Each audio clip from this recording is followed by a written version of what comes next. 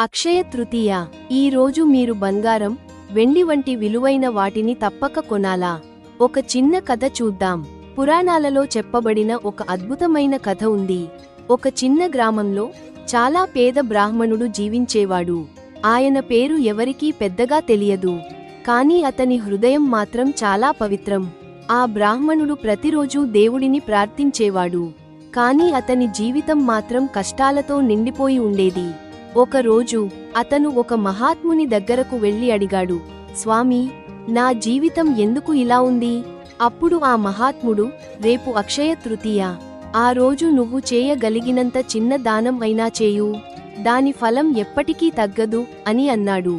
ఆ పేద బ్రాహ్మణుడు దగ్గర ఇవ్వడానికి ఏమీ లేదు.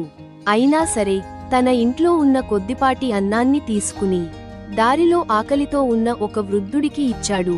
ఆ రోజు తర్వాత అతని జీవితం నెమ్మదిగా మారడం మొదలైంది. అతనికి మంచి అవకాశాలు రావడం మొదలయ్యాయి.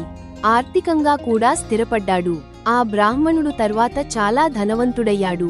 పురాణాల ప్రకారం ఆ బ్రాహ్మణుడు తరువాత జన్మలో ఒక మహారాజుగా పుట్టాడని చెబుతారు. ఈ కథ మనకు ఏమి చెబుతోంది? అక్షయ తృతీయ రోజున చేసిన ఒక చిన్న దానం కూడా అనంతమైన ఫలితాలను ఇస్తుంది అని.